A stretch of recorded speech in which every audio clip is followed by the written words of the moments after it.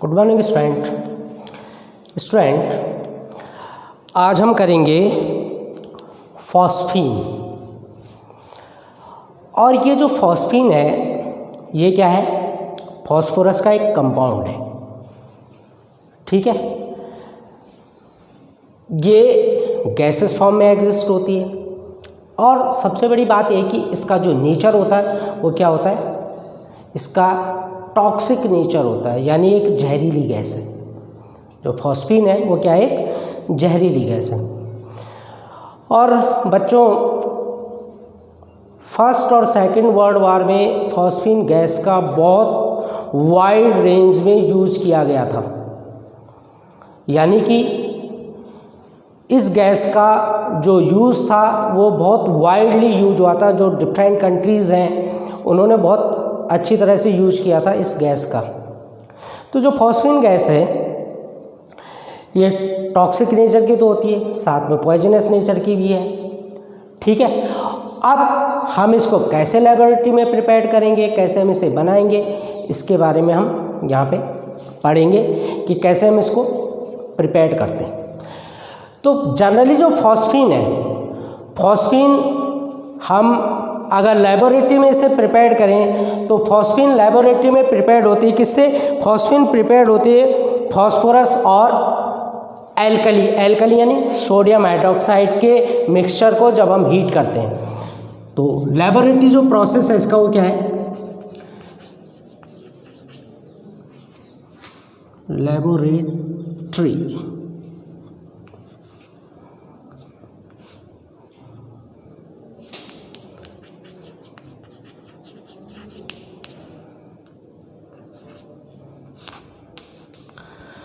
तो लेबोरेटरी में हम फॉस्फीन को कैसे प्रिपेयर करते हैं? जब हम वाइट फॉस्फोरस को सोडियम हाइड्रोक्साइड के साथ क्या करते हैं? रिएक्ट करवाते हैं, aqua solution of sodium hydroxide. तो हमें यहाँ पे क्या मिलता है? फॉस्फीन PH3, फॉस्फीन प्लस दूसरा जो प्रोडक्ट यहाँ पे बनता है वो आता है आपका sodium phosphide. Sodium phosphide NaH2PO2, NaH2PO2 इसे कहते हैं sodium phosphide. Sodium phosphide, sodium phosphide. तो लेबोरेटरी में फॉस्फीन को प्रिपेयर करने के लिए हम जब व्हाइट फॉस्फोरस को सोडियम हाइड्रोक्साइड के साथ ट्रीट करवाते हैं तो हमें क्या मिलता है? PH3। और ये जो PH3 है ये है फॉस्फीन। जो अदर प्रोसेस है इसको अगर हम सोडियम फॉस्फाइड या कैल्शियम फॉस्फाइड का हाइड्रोलाइसिस करते हैं तो सोडियम फॉस्फाइड Na3P अगर हम इसका हाइड्रोलाइसिस करें और इसे हम क्या करें? हीट, सेम है, इसे भी हीट ही करते हैं। तो हमें यहाँ पे क्या मिलता है? Phosphine PH3। क्या मिलता है हमें यहाँ पे? फॉस्फीन PH3 प्लस दूसरा जो बाय प्रोडक्ट होगा वो हमें मिलेगा sodium hydroxide. Same as calcium phosphide Ca3P2, it is calcium phosphide. और यह आपका सोडियम फॉस्फाइड, सोडियम फॉस्फाइड। तो कैल्शियम फॉस्फाइड का अगर हम हाइड्रोलाइसिस करते हैं तो हमें क्या मिलता है यहाँ पे? PH3 plus calcium hydroxide CaOH whole twice. तो लेबोरेटरी में अगर हमें फॉस्फाइन को या फॉस्फीन को प्रिपेयर करना हो तो हम क्या करते हैं? फॉस्फोरस की रिएक्शन करवाते हैं किसके साथ? सोडियम हाइड्रोक्साइड के साथ। और हमें क्या मिलता है? फॉस्फीन और सोडियम फॉस्फाइड NaH2PO2। ध्यान रखना, सोडियम फॉस्फाइड। अगर प्रोसेस पे अगर हम इसे प्रिपेयर करें तो सोडियम फॉस्फाइड को अगर हम वाटर के साथ रिएक्ट करते हैं तो हमें क्या मिलता है? PH3 plus sodium hydroxide. And same as अगर हम कैल्शियम फॉस्फाइड को वाटर के साथ रिएक्ट करते हैं तो हमें क्या मिलता है? Phosphine plus calcium hydroxide. अगर हम प्योर फॉस्फीन, अगर हमें प्योर फॉस्फीन ऑब्टेन करनी हो तो हम क्या करेंगे? तो प्योर फॉस्फीन ऑब्टेन करने के लिए हम क्या करते हैं, फॉस्फोरस एसिड को हीट करते हैं। प्योर फॉस्फीन अगर हमें ऑब्टेन करनी है तो हम किसकी रिएक्ट करवाते हैं, H3PO3। H3PO3 हो गया आपका फॉस्फोरस एसिड, फॉस्फोरस एसिड। तो फॉस्फोरस एसिड को जब हम क्या करते हैं, हीट करते हैं, तो फॉस्फोरस एसिड को हीट करने पे हमें क्या मिलता है, phosphoric acid by product H3PO4 plus दूसरा क्या मिलता है हमें यहाँ पे PH3, इट इज फॉस्फीन। तो वेरी प्योर फॉस्फीन अगर हमें चाहिए तो हम इस प्रोसेस का यहाँ पे यूज़ करते हैं। ठीक है बच्चों, अब इसके बाद इसके कैरेक्टरिस्टिक है।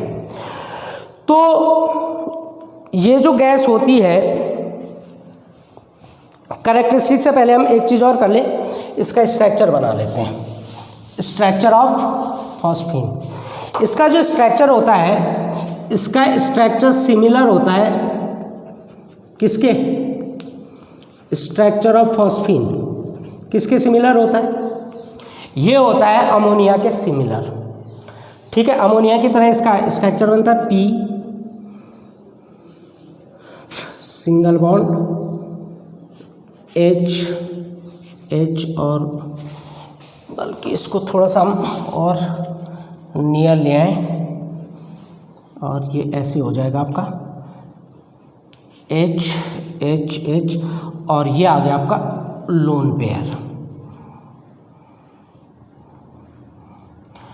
तो इसका जो स्ट्रक्चर होता है, इसका भी पिरामिडल शेप होता है, रेगुलर टेट्राहेड्रल शेप नहीं होता इसका।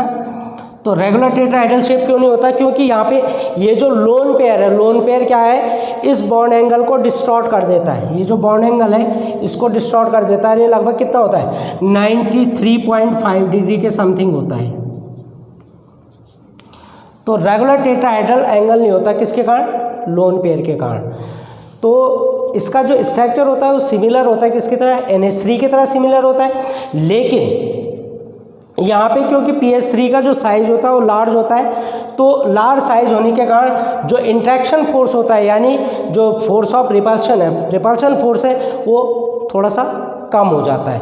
तो रिपल्शन फोर्स कम होने के कारण जो बॉन्ड एंगल है वो क्या हो जाता है, डिस्टॉर्ट हो जाता है। तो ये इसका स्ट्रक्चर है। अब हम इसकी प्रॉपर्टी देखेंगे। इसकी जनरली एक या दो प्रॉपर्टीज़ हैं और ये प्रॉपर्टी हम कर लेते हैं इसकी। सो प्रॉपर्टी अगर हम देखें, ये आपकी केमिकल प्रॉपर्टीज हो जाएंगी, प्रॉपर्टीज ऑफ PH3। तो जो PH3 है, PH3 अगर हम इसे अराउंड 423 केल्विन, अगर हम 423 केल्विन पे इसको रखते हैं फॉस्फीन को, तो ये एयर के साथ रिएक्ट हो जाती है, यानी इसमें आग लग जाती है। तो फॉस्फीन को अगर हम एयर में रखते हैं, टेम्परेचर कितना, 423 केल्विन। अगर 423 केल्विन पे हम इसे रखते हैं तो 423 केल्विन पे इसमें क्या लग जाती है, ब्लास्टिंग हो जाती है, आग लग जाती है। और क्या बनाता है, ये देता है हमें H3PO4 और इसे क्या कहा जाता है, फॉस्फोरिक एसिड। क्या कहा जाता है इसे, फॉस्फोरिक एसिड। ऐसी एक रिएक्शन इसकी कॉपर सल्फेट के साथ है। अगर कॉपर सल्फेट के साथ हम इसे रिएक्ट करवाएं तो CuSO4 प्लस PH3 तो गिव्स, ये देता हमें Cu3P2। ये जो Cu3P2 है ये हो गया आपका क्यूप्रिक फॉस्फेट। प्लस दूसरा जो हमें मिलता है वो मिलता है H2SO4, ये आपका क्यूप्रिक फॉस्फेट, क्यूप्रिक फॉस्फाइड। तो ये इसकी कुछ प्रॉपर्टीज़ हैं और जनरली इसकी एक दो प्रॉपर्टी है। दूसरा इसके यूजेज है। जनरली इसका जो यूज है वो कहाँ किया जाता है? एज ए होलमेज सिग्नल। तो सी में अगर जैसे आपने देखा होगा जो शिप चलते हैं, तो जो शिप होते हैं कि आगे चट्टान है, यानी आपने टाइटैनिक के बारे में तो सुना ही है कि टाइटैनिक कैसे डूबा था। तो होलमेज सिग्नल जो होते हैं वो क्या होते हैं? वो यही होते हैं कि आगे जब शिप से उनको भेजा जाता है कि आगे कोई रॉक तो नहीं है, कोई आइसबर्ग तो नहीं है, तो वो जब टकरा के वापस आते हैं तो हमें पता चल जाता है कि यहाँ पे आइसबर्ग है या रॉक्स है। तो ये होलमेज सिग्नल इसके काम आते हैं। दूसरा इसका एक यूज और भी है कि ये डिटेक्शन के काम भी आता है। जैसे कोई खो गया सी में तो कैसे उसका पता करें?